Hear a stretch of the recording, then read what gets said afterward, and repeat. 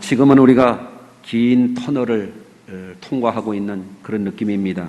끝이 잘 보이지 않는 코로나19 사태는 세계적인 어려움이 되고 있을 뿐만 아니라 우리 각 사람에게도 여러 가지 어려움이 되고 있습니다.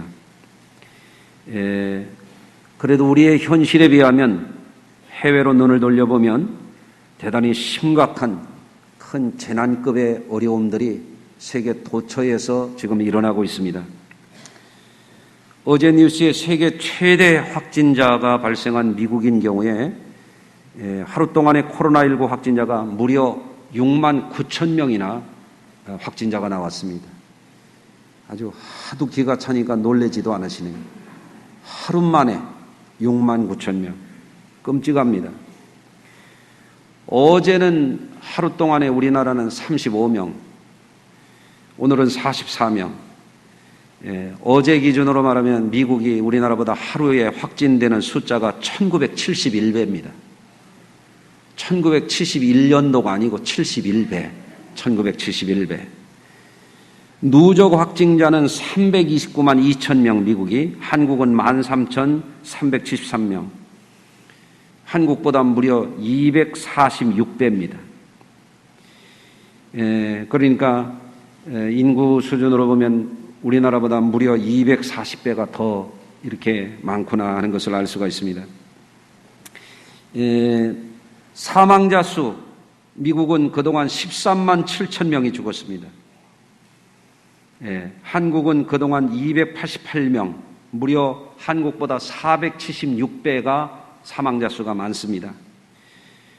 근데 미국만이 아니라 최근에는 이제 남미가 급속하게 확산이 되고 있습니다. 브라질이 180만 4천 명이 확진이 됐고 그동안 7만 1천여 명이 죽었습니다. 인도도 지금 급속하게 지금 확진자가 나오고 있습니다. 82만 3천 명. 러시아가 71만 명, 중남미의 페루가 31만 명. 거의 재앙 수준입니다. 그렇지만 우리나라는 국민들과 방역당국이 협력을 잘해서 너무너무 지금 잘 막아내고 있습니다. 우리 성도님들도 잘 막아내고 계십니다. 할렐루야.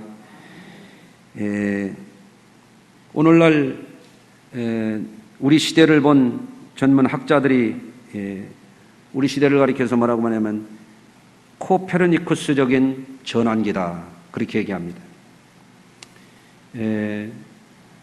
옛날에는 학자들이, 전문가들이 뭐라고 얘기했냐면 지구가 우주의 중심이다 그랬습니다. 그런데 지혜로운 학자들이 별자리를 관측하고 별의 궤도를 연구해 보니까 지구는 태양을 중심으로 돌고 있다라고 하는 것, 그거를 아주 논증적으로 잘 입증한 사람이 코페르니쿠스죠. 지금 이 코로나19 사태는 이제는 머지않아서 지나갈 것입니다. 그래서 지금 사람들이 그런 얘기를 합니다. 포스트 코로나19 시대. 코로나19가 지나간 다음에 지금 변화의 시대가 오고 있다. 지금 이 티핑 포인트의 시대다. 완전한 변곡점에 서 있다. 코로나19 전과 이후가 시대가 인류 문명이 달라질 것이다. 이런 얘기를 합니다. 그래서 학자들이 하는 얘기 몇 가지만 좀 소개를 해드리면 이런 겁니다. 언택트 스마트 오피스 시대. 이거 뭐냐면 직접 대면하지 않고 재택근무도 하고 움직이면서도 일하는 그런 시대가 왔다라고 하는 거죠. 그 다음에 애톰 컴포트 시대, 홈 루덴스 문화 시대. 이게 무슨 얘기냐면 공연도 집에서 온라인을 통해서, 식음료도 집에서 만들어서 자가 카페를 즐기는 이런 시대가 됐다, 그런 겁니다. 영화도 집에서 보고. 플랫폼 이코노미, 홈웨어 모바일 쇼핑 시대. 이게 무슨 얘기냐면 온라인을 통해서 쇼핑을 하고 경제활동을 하는 그런 시대가 왔다 이거죠. 머니 플러스 시대. 이게 무슨 얘기냐면 나라에서 돈을 대량으로 방출하는 그런 시대가 됐다. 왜냐하면 이제 경제적인 위기를 돌파하자고 여기는 이제는 뒷감당해야 되는 문제가 많이 남죠.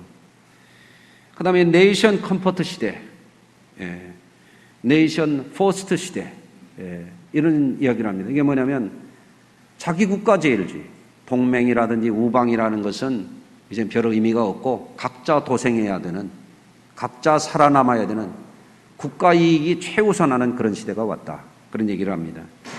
지금 미국의 트럼프가 지금 보여주고 있는 행태가 그런 거죠. 역세계화 시대다. 20세기의 최대 문명의 이익이라고 말하는 항공, 여행, 이런 것이 국제 간에 빈벌하고 왕래가, 그래서 지구촌 시대, 글로벌라이제이션 하는 그런 시대가 됐었는데, 그렇게 잘 나가던 항공산업, 관광산업이 이제는 몰락 위기에 서 있는 그런 시대가 됐다. 이제 이런 얘기들을 합니다. 서구 우위의 탈신화 시대.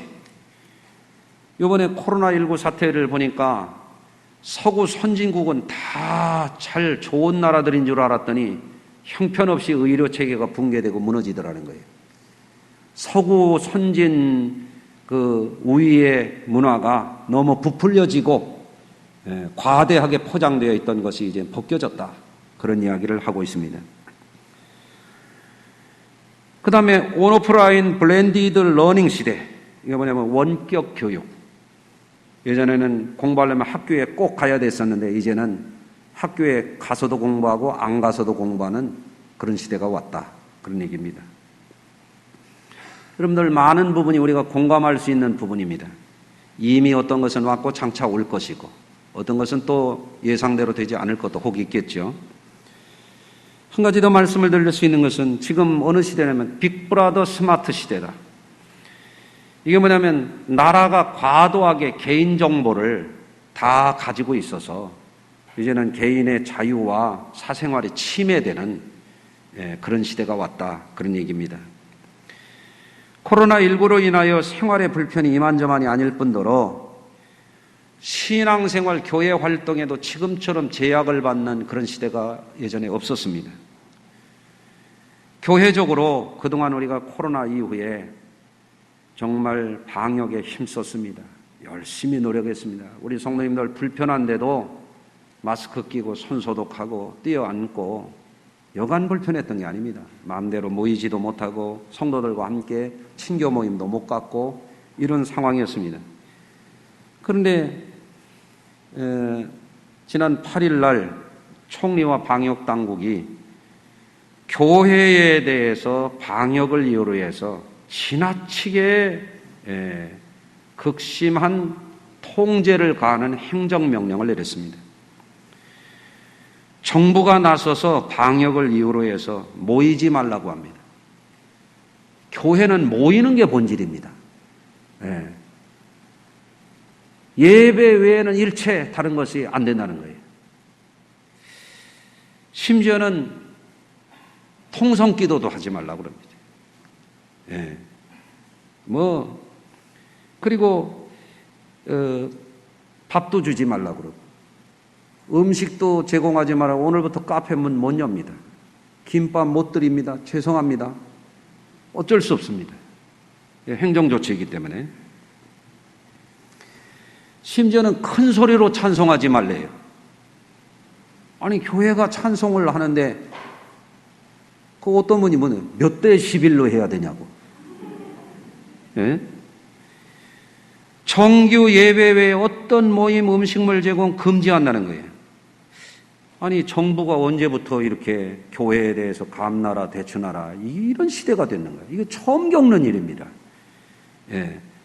신앙의 자유, 교회의 고유한 영역, 성역의 분야까지 정부가 이래라 저래라 하는 초유의 사태가 지금 벌어지고 있습니다. 이것은 대한민국 헌법에 보장한 종교의 자유, 양심과 집회 결사의 자유, 이런 것들을 현저하게 침해하는 초헌법적인 조처들이에요. 뒤에서 다시 말씀드리겠지만 우리 그리스도인들이 지금 정신 바짝 차리고 경각심을 가져야 되는 그런 시대입니다. 앞에서 말한 코로나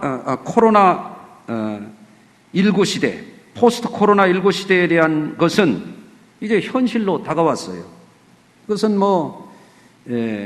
우리가 원해서 되는 게 아니고 어떤 것은 피치 못할 게 있고 그렇습니다. 지금 개인적으로나 가정적으로 많이 어렵습니다. 어제도 오늘 아침에도 한 분이 저한테 문자가 왔어요. 목사님, 우리 회사에 다른 지역에 있는 사무소에서 확진자가 나와서 교회 못 갑니다. 교회 가면 사표 내라고 그럽니다. 이렇게 얘기하고 있어요. 가정적으로 기업 경영에 많은 어려움이 있습니다. 전 지구적인 어려움이 지금 직면하고 있습니다. 그런데 인간이라고 하는 것은 다른 어떤 피조물에 비해서 어려움이 왔을 때 그것을 뛰어넘을 수 있는 훌륭한 점이 있습니다. 그것이 여러분의 훌륭한 점이고 저의 하나님께서 주신 재능입니다. 인간은 어려움에 파멸해가는 존재가 아니라 그것을 뛰어넘어 극복할 수 있는 능력을 가진 존재라고 하는 것입니다. 그래서 우리에게 무엇이 필요한가? 전환적인 사고, 위기를 극복할 수 있는 적극적인 태도가 우리에게 필요하다는 거예요. 생각을 새롭게 해야 돼요. 삶의 태도를 새롭게 해야 됩니다. 아멘. 여러분들, 오늘 이 시대의 시사 용어가 한 가지 여러분에게 소개를 해드리면 뉴 노멀 시대라고 합니다. 이것은 뭐냐면 시대의 변화에 따라서 형성된 경제적 표준, 보편화된 사회 문화적 상황을 말합니다. 우리가 언제부터 이렇게 마스크 끼고 예배 드렸습니까? 이게 뉴 노멀입니다. 시대적인 특이한 상황입니다. 이게 표준이 됐습니다.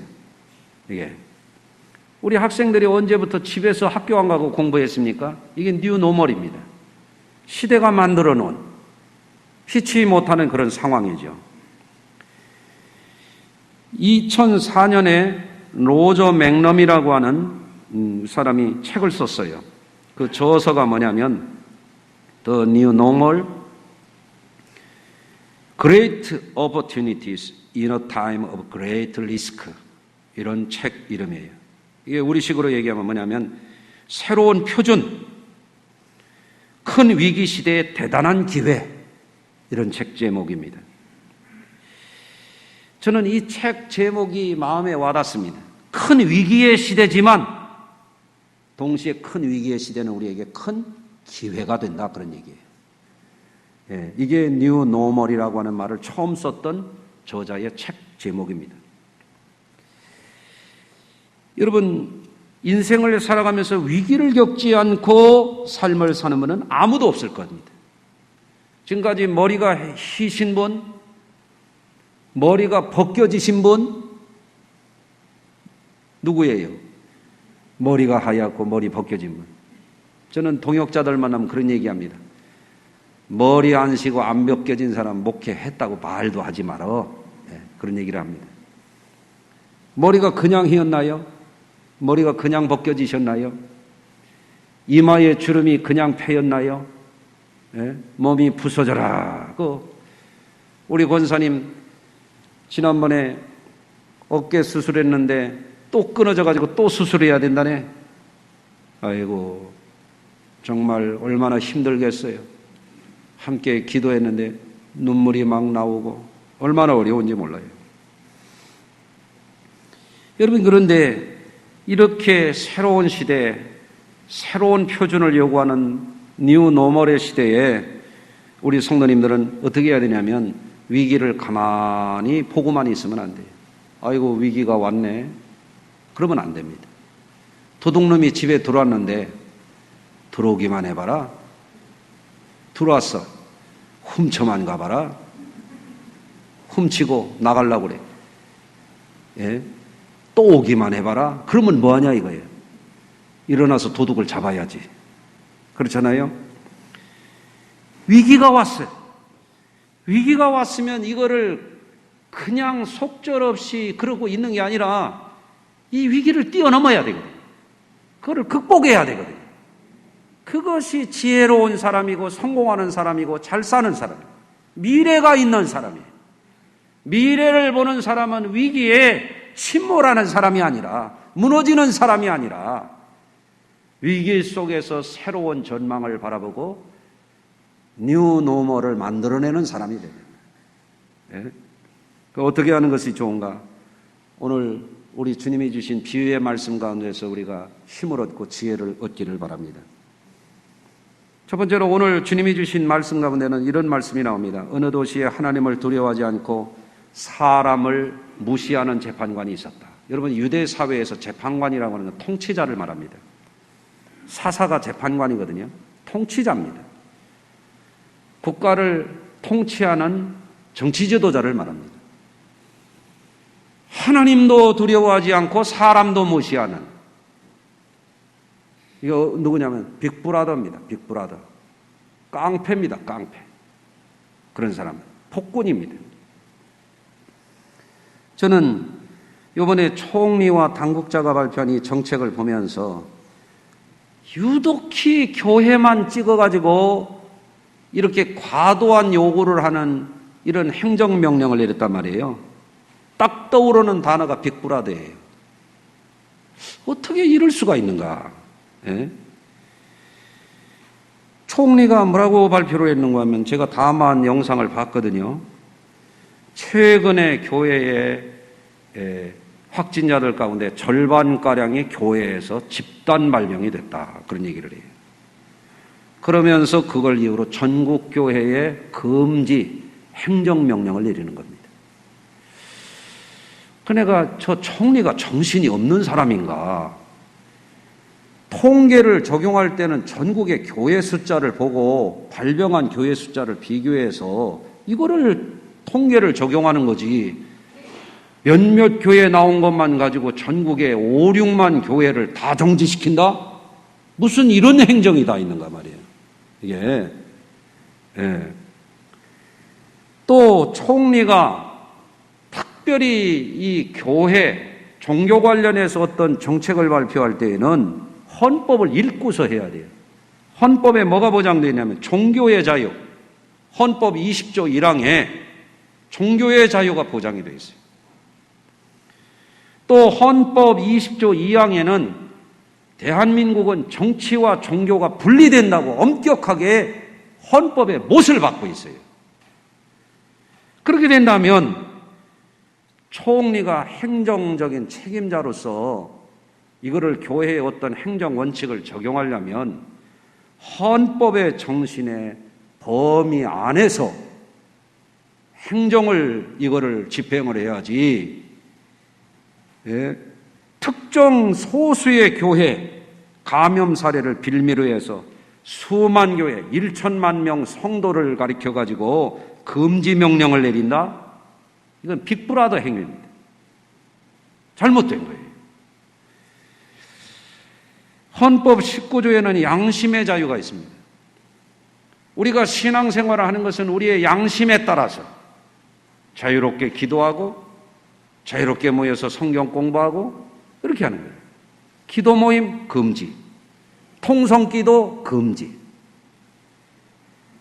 찬양대는 하되 연습은 하지만, 아니 찬양대를 연습 안 하고 어떻게 해서 이런 엉터리 없는 이런 행정조치가 어디가 있냐 이거예요.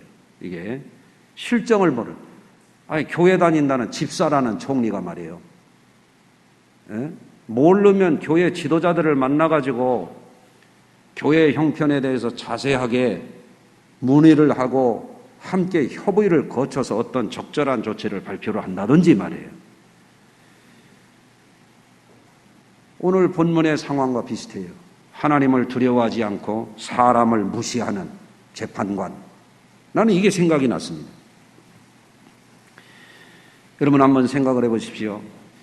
저나 여러분들이나 지난 2월 20일부터 코로나 환자가 발생된 이후에 교회만큼 방역을 열심히 해오고 협력한 데가 어디가 있습니까? 그동안 코로나로 인하여 여러 어려움 속에 있음에도 불구하고 열심을 내서 소독하고 닦고 예배당 좌석도 닦고 심지어는 성경책도 소독수로 닦고 심지어는 에어컨 필터를 빼가지고 세제로 닦고 소독수를 뿌리고 우리가 얼마나 최선을 다했는지 알 수가 없어요. 근데 마치 교회가 무슨 코로나19를 만들었습니까? 교회를 무슨 코로나19의 온상인 것처럼 호도를 하고 있다 이거예요. 엉터리 통계를 가지고.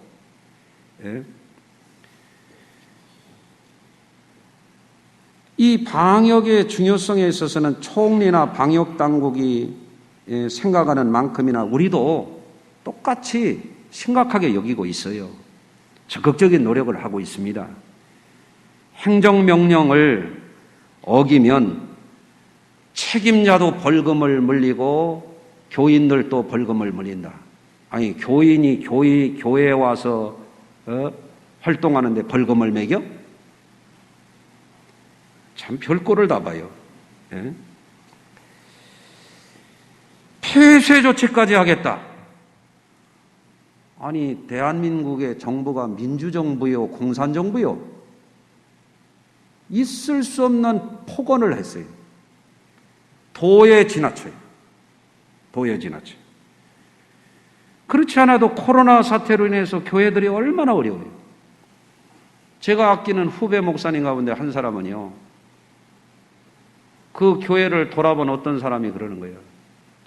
저희 집 식구를 통해서 저한테까지 그 소식이 왔어요. 3개월 동안 전기세도 못 냈다. 이게 대한민국의 비전교회들, 미자리 교회들, 큰 교회는 큰 교회대로 어렵고 지금 교회들이 얼마나 어려운 판에 총리가 이런 짓을 하는지 이해를 할 수가 없어요. 이게. 여러분, 방역이라고 하는 의도에 있어서는 누가 뭐라고 그럽니까? 우리도 열심히 할 것이고 정부도 열심히 할 것이지만 소수의 어떤 사례를 가지고 이렇게 전국을 셧다운 시키는 예배 외에는 하지 마라? 아니 교회 활동을 교회가 알아서 하는 거지 무슨 정부가 하라 마라 합니까? 헌법에 보장된 종교의 자유를 정부가 마음대로 규정합니까? 헌법 위에 있는 정부입니까? 잘못됐다 그런 얘기예요. 이런 엉터리 행정조치는 반드시 철회돼야 돼요. 특별히 문제를 제기하는 이유는 뭐냐면 불평등한 조치. 불교, 천주교는 물론이고 아니 청와대는 밥 안 먹습니까? 청와대는 커피도 안 마셔요? 교회 와서 차 한 잔도 나눌 수 없게 그렇게 만들어놔 버렸어요. 있을 수가 없어요. 어떻게 자유민주주의 국가에서 이런 조치가 있을 수가 있어요? 이게 해도 너무 지나친 거지. 회사는 소그룹으로 안 모여요? 카페는 소그룹으로 안 모이고 식당에는 마스크 끼고 밥 먹습니까? 이런 엉터리 조치는 난 처음 봤어요. 제가 이런 말씀을 우리 성도님들에게 이렇게 얘기하는 것은 저는 정치와는 담을 쌓고 살던 목사예요. 왜? 대한민국은 정치와 종교가 분리되어 있고 성직자가 할 일은 목회나 열심히 하는 일이고 성도들 돌보는 일이나 열심히 할 일이라고 믿기 때문에 그래요. 촛불 때도 난 안 갔어요. 태극기 부대도 안 갔어요. 그런데 왜 교회를 가지고 이렇게 하냐 이거예요. 참 이해할 수 없는 조치를 했어요. 여러분 그러면 이런 상황 속에서 우리가 어떻게 해야 되느냐.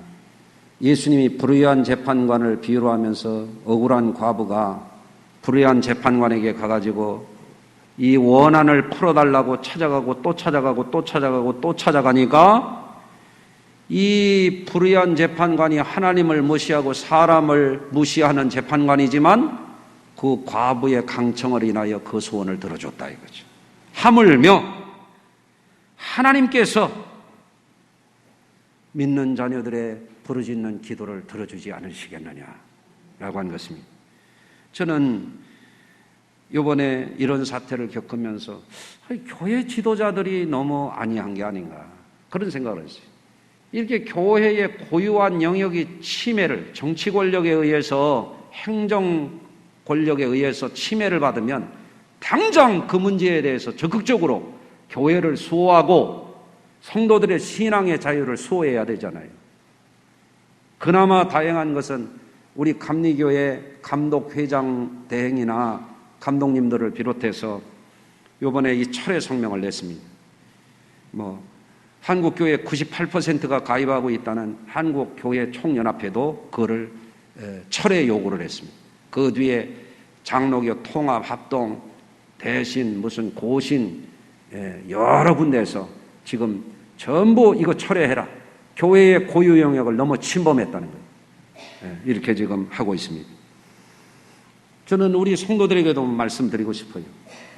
선배들이 순교하고 선배들이 자유민주주의 국가를 수립하고 선배들이 우리 신앙의 자유를 만들어 놓은 것을 역사상 어떤 정부도 침해한 적이 없는 이런 교회의 고유한 영역을 침해당할 때 성도들이 물끄러미 바라보만 있으면 안 됩니다. 그렇다고 또 촛불 시위하듯이 무슨 태극기 시위하듯이 저는 그렇게 하자는 얘기가 아니에요. 합법적인 범위 안에서 청와대에 이거 철회를 요구하는 청원이 올라가 있으니까 우리 성도님들 모두 동참해서 우리의 뜻을 평화롭게 합법적으로 표현하는 데 여러분이 나서시길 바랍니다. 여러분, 우리가 삶을 살다 보면 개인적인 어려움이 있습니다. 가정적인 어려움이 있습니다. 경영하는 분들은 사업가로서의 정말 치열한 고뇌와 어려움들이 있게 마련입니다. 그런데 성도들이 오늘 말씀을 통해서 제가 강조해서 말씀을 드리고 싶은 한 가지 사실이 있습니다. 어떤 상황 속에서도 항상 기도하고 낭망하지 말라 하는 말씀입니다. 코로나 사태가 이렇게 심화되니까 우리 성도님들이 얼마나 어렵습니까? 장사가 안 되지. 회사에서 월급을 깎는 데입니다. 오늘 아침에 저한테 연락 온 분도 회사에서 월급이 깎였답니다. 정말 어려운 상황입니다, 지금. 그런데 예수님께서 이런 불의한 재판관의 비유를 말씀하시면서 이런 얘기를 합니다. 인자가 올 때 세상에서 믿음을 보겠느냐? 코로나 사태는 우리에게 전대미문의 어려움이 되고 있어요. 이제 어려움에 어떻게 말하면은 아직도 어려움의 본말이 드러나지 않은 상황이에요. 앞으로 어떤 경제적인 어려움이 또 올지 모릅니다. 그렇지만 우리에게 있어서는 중요한 게 있습니다. 항상 기도하고 낭망하지 말라라고 하는 사실입니다. 저는 지난주에 여러분들도 놀랐습니다마는 서울시장 지낸 분이 인권 변호사로서 최초로 여성 성희롱 변호를 했던 역사에 남은 인물 아니에요? 여성운동하는 사람들을 앞장서서 보호했던 사람들이고 성소수자들의 인권을 지켜준다고 했던 분 아니에요? 그런데 전날까지도 다 회의를 하고 그랬다가 어떻게 산에 들어가서 목숨을 끊어버려요. 어떻게 말하면 우리나라에 아주 앞으로 기대가 촉망되는 지도자 중에 한 사람이었는데 왜 이렇게 되느냐? 그 순간적인 낭망을 이기지 못하는 거예요.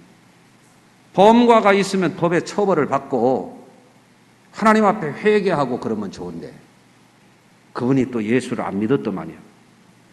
예수 믿는 분들 같으면 어떤 경우에도 낭망하지 말아야 돼요. 따라서 하십시다. 예수 잘 믿고 낭망하지 말자. 그렇습니다. 그러면 낭망하지 말고 어떻게 하려면 항상 기도하라 그랬습니다. 항상 기도. 어떻게 기도해야 될까요? 어려움이 심할수록요 부르짖어 기도해야 됩니다. 우리 성도님들에게 굉장히 중요한 대목입니다. 아니 산에 들어가서 스스로 목숨을 끊을 정도의 위기가 왔다면 절망하고 낭망하고 그 고독하게 그렇게 어둡고 캄캄한 데 가서 그럴 게 아니라 하나님 앞에 부르짖으라. 뭐 어떤 문제가 됐든지가 경제적인 문제가 됐든 인간관계의 문제가 됐든 하나님 앞에 부르짖으라. 부르짖을 때 하나님이 우리를 건져주시는 거예요. 어려움을 지나가게 하십니다. 자, 여러분들 출애굽기 3장 9절에 보면 어떻게 되어 있습니까? 하나님이 가라 이스라엘 자손의 부르짖음이 내게 달하고 애굽 사람이 그들을 괴롭히는 학대도 내가 보았노라. 하나님이 모세를 이스라엘 백성들을 애굽의 학정에서 왜 건져내느냐? 그들이 부르짖었기 때문에 건져냈다 이거예요. 여러분, 건널 수 없는, 이길 수 없는, 도저히 돌파할 수 없는 위기가 오거든 부르짖어 기도하십시오. 여러분, 어려울 때는 뭐 부모님에게 도와달라고 그러고, 배우자에게 도와달라고 그러고, 자식에게 도와달라고 하고, 친구에게 도와달라고 할지 모르죠. 그런데 극도로 어려우면요, 할 수 있는 건 단 한 가지밖에 없어요. 하나님 앞에 부르짖는 것밖에 없습니다. 부르짖으면 하나님이 붙잡아 주십니다. 구원의 손길을 펼쳐 주시는 것입니다. 예레미야 33장 3절입니다. 너는 내게 부르짖으라. 내가 내게 응답하겠고 내가 알지 못하는 크고 은밀한 일을 내게 보이리라. 지금 사는 게 어렵고 마음이 어렵고 육신이 어렵고 어떻게 해야 되냐? 부르짖으라 이래요. 부르짖으라. 우리의 마지막 무기는 부르짖는 것입니다. 아멘. 부르짖을 때 하나님이 위로해 주시고 힘을 주시고 피할 길을 내주시고 응답 주실 줄로 믿습니다. 코로나19 사태는 성도들에게 믿음의 위기가 되고 있습니다. 여러분, 위기라고 하는 것은 하나의 위험이라고 하는 뜻도 되시지만 새로운 기회라고 하는 의미도 있습니다. 코로나19 사태를 통과하게 되면 어떤 분들은 믿음이 없어지는 분들이 있을 거예요. 세상 길로 가는 사람도 있을 겁니다. 그러나 코로나19 사태를 겪으면서 어떤 분들은 더 저는 믿음이 강해질 거라고 제가 확신하고 있습니다. 왜 그런지 아십니까? 여러분, 마치 어떤 것은 불을 통과하면 불타 없어지는 게 있어요. 그러나 어떤 것은 불을 통과하면 더 강해지는 게 있습니다. 정말 하나님 앞에서 구원받은 성도들이라면, 정말 하나님을 나의 구주로, 나의 왕으로, 나의 영원한 아버지로 믿는 사람들이라면 코로나 사태로 인하여 약해지는 게 아니라 이 불같은 어려움을 통과함으로 더 강해져야 옳은 것입니다. 여러분, 코로나19는 수개월 혹은 1년 후에 극복될 것으로 전문가들이 예상을 합니다. 이건 지나가는 것입니다. 과도하게 위축되거나 여러분 이럴 때에 낙심하지 마시기를 다시 한번 당부드립니다. 다만 어려운 시기를 지나가는 우리들에게는 뭐가 필요하냐? 고난 중에 인내하는 게 필요해요. 그냥 인내하는 게 아니에요. 항상 기도하며 인내하는 거예요. 여러분, 하나님 줄을 붙잡아야 돼요. 하나님 줄 끊어지면 산속에 들어가서 죽을 수도 있어요. 아파트에서 뛰어내릴 수도 있어요. 잘못되는 것입니다. 항상 하나님 붙들고 계세요. 그게 기도입니다. 아멘. 따라서 하십시다. 주여, 하나님 붙들고 전진하겠습니다. 아멘. 그게 바로 믿음입니다. 예수님이 오늘 불의한 재판관의 비유 끝에 뭐라고 되어 있어요? 말세에 내가 믿는 자를 보겠느냐. 하나님은 우리를 달아보십니다. 다니엘서 5장 27절에 보면 벨사살 왕이 하나님의 기명을 갖다가 방탕하고 방종하고 교만하게 연회를 베풀 때 분벽에서 손가락이 나와가지고 메네메네 데겔 우바를 신, 이게 나와가지고 넓적다리가 덜쩍덜쩍 두려워 떨고 얼굴이 낯빛같이 변할 때 다니엘을 통하여 하나님이 계시의 말씀을 해석해 주셨잖아요. 데겔 왕을 저울에 달아보니 부족함이 보였다 하며. 아멘. 하나님이 어려울 때 우리의 믿음을 달아보십니다. 인내하며 기도하며 부르짖으며 이기시기를 바랍니다. 위기의 때일수록 우리 성도님들은 담대해야 됩니다. 담대해야 됩니다.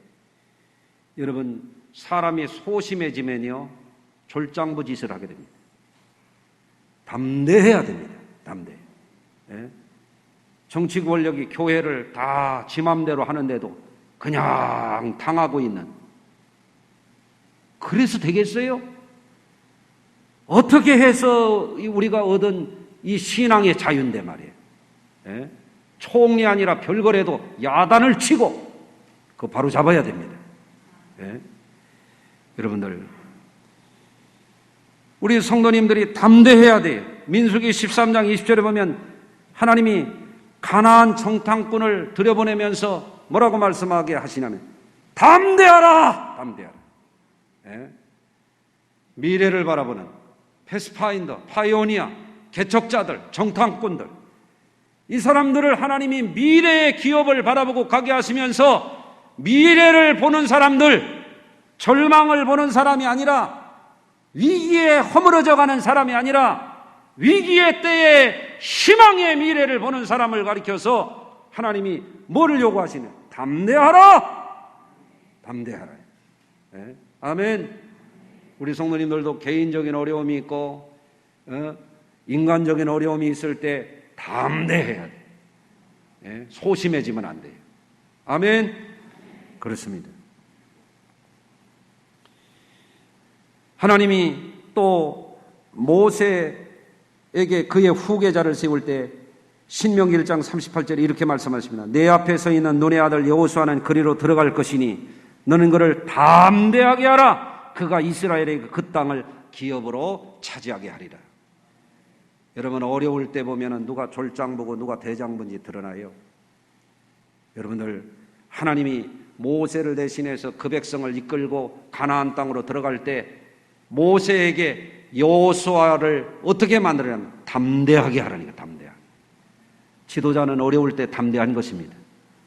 여러분들 어려움을 이겨가시길 바랍니다. 아멘. 예.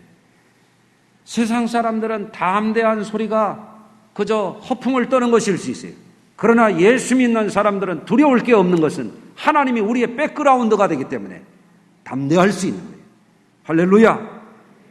저는 우리의 성도님들이 또 우리 교회가 코로나19 전보다 더 강해질 것을 소망합니다. 잘 될 줄로 믿습니다. 한 분 한 분이 어떻게 하면 되느냐? 오늘 말씀대로 하면 돼요. 예? 낭망치 말고 항상 기도해라. 이 말을 다시 뒤집어서 하면 뭔지 아세요? 기도하면 낭망하지 않는다. 따라서 하십시다. 기도하면 낭망하지 않고 승리하리라. 아멘. 기도해야 됩니다. 기도줄 붙잡아요. 주님 붙잡아야 됩니다. 세상 보지 말고. 여러분, 오늘 말씀을 통해서 여러분이 꼭 기억할 것은 마귀가 결정적으로 노리는 것은 교회를 낭망시키고 주의 종을 낭망시키고 성도들을 낭망시키는 것입니다. 그러나 낭망하는 사람은 무너지지만 예수 안에서 낭망하지 않고 항상 기도하는 사람은 반드시 승리할 것입니다. 뉴멀 시대, 뉴노멀 시대, 새로운 변화의 시대를 여러분이 누리게 될 줄로 믿습니다. 오늘 말씀이 여러분에게 큰 은혜가 되시기를 주의 이름으로 축원합니다. 기도하겠습니다. 하나님 아버지, 오늘도 우리를 깨워주시고 주의 전에 나오게 하시고 하나님 앞에 정성으로 예배하게 하시고 이제는 원한을 품고 도저히 해결할 수 없는 문제 앞에서 불의한 재판장에게 가서 원한을 풀어달라고 할 때 그 불의한 재판관조차도 그 여인의 부르짖음을 듣고 그의 원한을 해결해 주었던 것을 바라보면서 오늘의 교회가, 오늘의 우리 성도들이, 오늘의 우리 가정들이, 우리가 경영하는 일들이 어려울 때 오늘 말씀을 의지 삼게 하여 주시고 오늘 말씀대로 우리의 삶에 적용해서 이제는 우리가 이 어려움을 돌파하게 하여 주시옵고 새로운 시대에 뛰어난 정신력과 뛰어난 믿음으로 승리하게 하여 주시옵소서. 새로운 시대를 담대하게 열어갈 수 있도록 도와주시고 뒤로 물러가지 않도록, 약해지지 않도록 우리를 새롭게 하여 주시옵소서. 예수님의 이름으로 기도하옵나이다.